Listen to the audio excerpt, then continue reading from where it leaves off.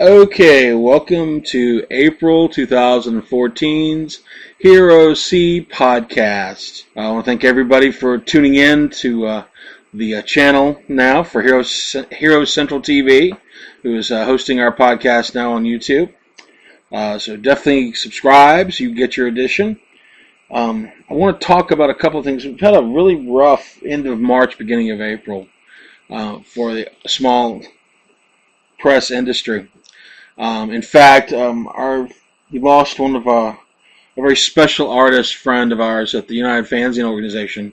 Don Ensign passed away this last March, just a few weeks ago, and it's hit a lot of us pretty hard and made us really take stock of ourselves and what we've been doing. In fact, the special T-Frags edition of our newsletter for the UFO, number 233, was put together, which is the April edition, by the way, by Chairman Rob Imes, with focusing on Don Ensign's history and contributions to the actual small press industry over the last few years, last few decades, actually.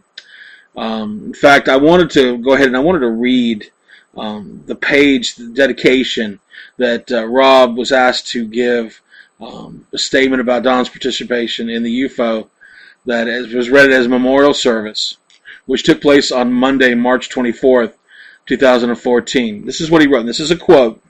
It's one of many things that you'll see about the Ensign.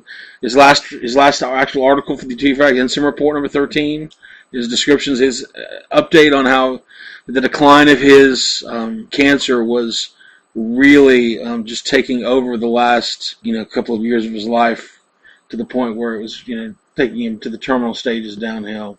But I do want to quote this. Don Ensign was voted in as a member of the United Fanzine organization in January 2012, shortly before I became chairman of the group. Upon becoming a member, Don wrote a regular column for the group's newsletter, where he reviewed other members' books in his column, the Ensign Report, and also reminisced about reading comics as a child in the 1950s in a sidebar column he titled Biospeak. In the first installment, Don wrote, "The first clear comic book memory I have is from when I was 5 years old in 1953. On a vacation trip back to western Colorado with my parents and brothers, we stopped at a gas station, small store, in Utah. While at the store, my brother Leroy, a big Western fan then and now, purchased a copy of Lash LaRue Western. When he joined the UFO group, Don had begun publishing a revival of his own comic, Valiant Efforts, starring his long-serving character, the Golden Protector.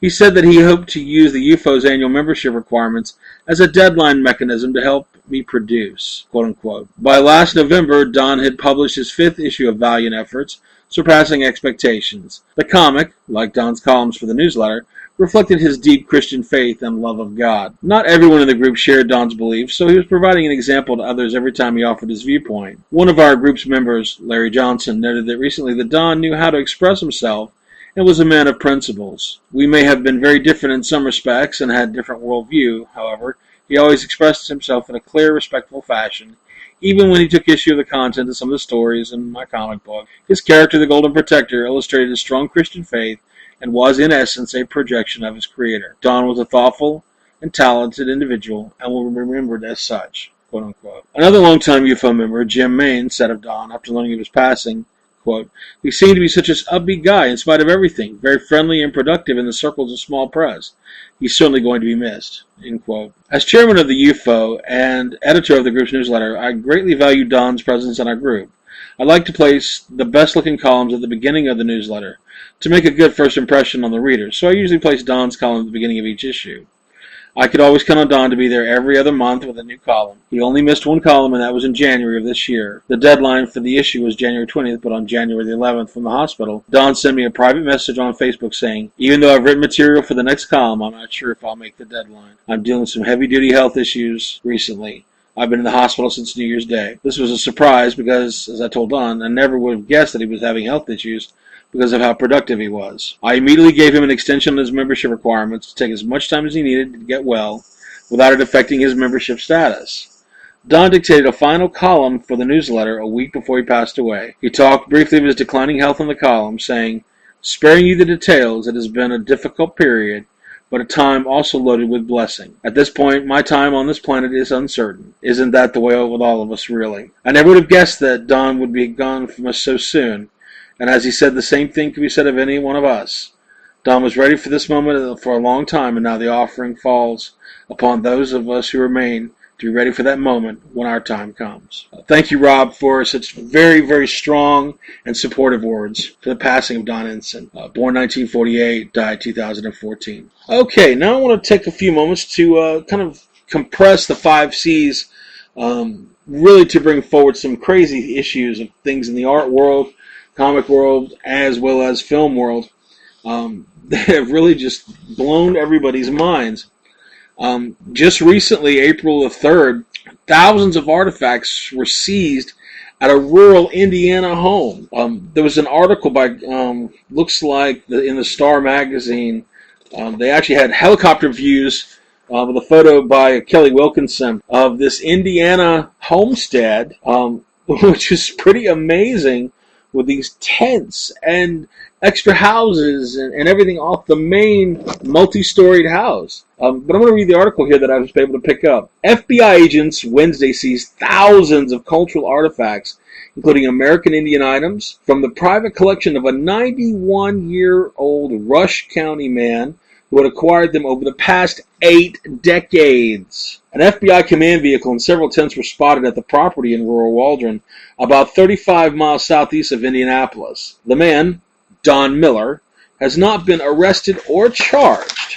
Robert A. Jones, a special agent in charge of the Indianapolis FBI office, would not say at a news conference specifically why the investigation was initiated, but he did say the FBI had information about Miller's collection and acted on it by deploying its art crime team. FBI agents are working with art experts and museum curators, and neither they nor Jones would describe a single artifact involved in the investigation, but it is a massive collection. Jones added that cataloging all the items will take longer than weeks or months. Frankly, overwhelmed, quote-unquote, is how Larry Zimmerman, a professor of anthropology and museum studies of Indiana University, Purdue University, Indianapolis, describes his reaction. Quote, I have never seen a collection like this in my life, except in some of the largest museums, unquote. The monetary value of the items and relics have not even been determined, Jones said, but the cultural value is beyond measure.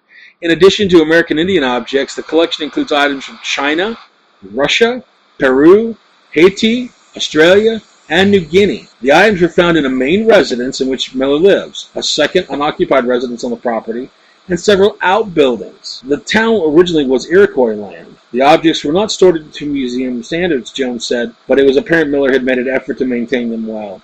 In addition, the investigation could result in repatriation of any of the cultural items, Jones said. Dark Rain Tom, a Shawnee descendant who served on the Indiana Native American Indian Affairs Commission under 3 governors, said the motives of such collectors vary, and it is not uncommon for collector descendants to try to figure out what to do with the artifacts. She said family members then quietly donate them to museums and arrange them to return to specific tribes, if that provenance can be determined. Some collectors are motivated by money, as the artifact sale can be lucrative, Tom said, but others with interest in archaeology and anthropology are motivated by a desire to understand the development of a culture through its art items and everyday implements. It may take 30 years or never before they have it all cataloged. That was a report from Diana Penner at the Associated Press. And it's just an absolutely amazing article to read about the sudden resurfacing of such things that were collected over 8 decades.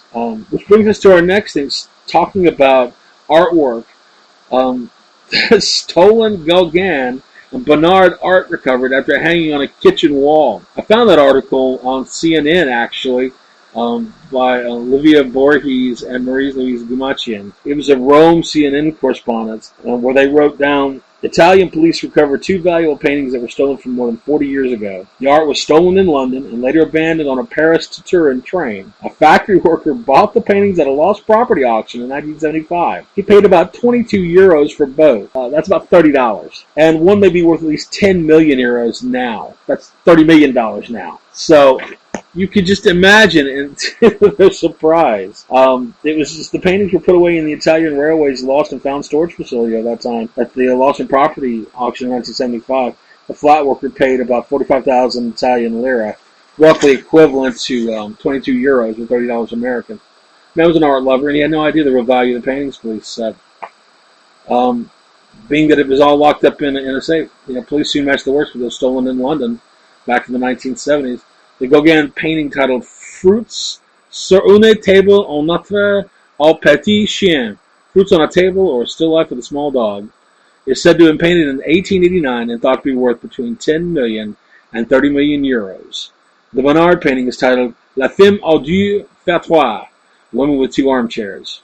Gauguin was a post-impressionist painting, and Bonnard is regarded as one of the greatest colorists of modern art. You just never know what's going to happen when it comes to this artwork. Things turn up all kinds of places, don't they? Well, speaking of that quickly, we're going to talk about a new program that we're going to be utilizing to animate and enhance our comics to go on new digital platforms. And that was actually put out by aquafedas.com with a digital publishing.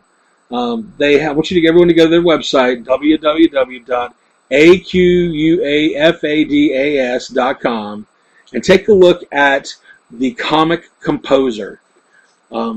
I guarantee you will be just totally in awe at what it's capable of. And for you artists out there that are looking for a free source, you can actually play around with the program for free, but pay for publishing licenses when it's ready for you to publish your comics. I think the applications are like $150 a piece to play for the platforms, and then a publishing license like $350 American. But then you get the license that's a one-time fee. You can publish as many comic books as you want. I think that's what we're going to be doing here at Hero Central over the next year. So definitely take a look for all of our really cool things coming out. Okay, the last thing I'm going to talk about today, and that is the Marvel movie schedule. We know that April 4th, Winter Soldier, the new Captain America movie, comes out, followed by Guardians of the Galaxy, August the 1st, 2014. Age of Ultron, Avengers 2, comes out May 1st, 2015. But Ant-Man comes out July 17, 2015. So they're definitely going to come out with those awesome films over the next couple years from the Marvel machine. Mark Millar came up with some possibilities of some new movies that could be in like their Phase 3 release, including Miracle Man, Spider-Woman, Killraven, Black Panther, Captain Marvel, Carol Danvers, mind you, Doctor Strange, The Runaways, Power Pack, another Hulk movie, and The Inhumans. Since they can't do anything really with the X-Men franchise owned by the other companies, they can at least do Disney work on the Inhumans. Okay, everybody. Well, I will tell you what. Just check it out for next time. We're going to try to get some guests to actually be on the actual test, and we'll do some crazy, wild things. And you check out the Hero C podcast in May. Ciao.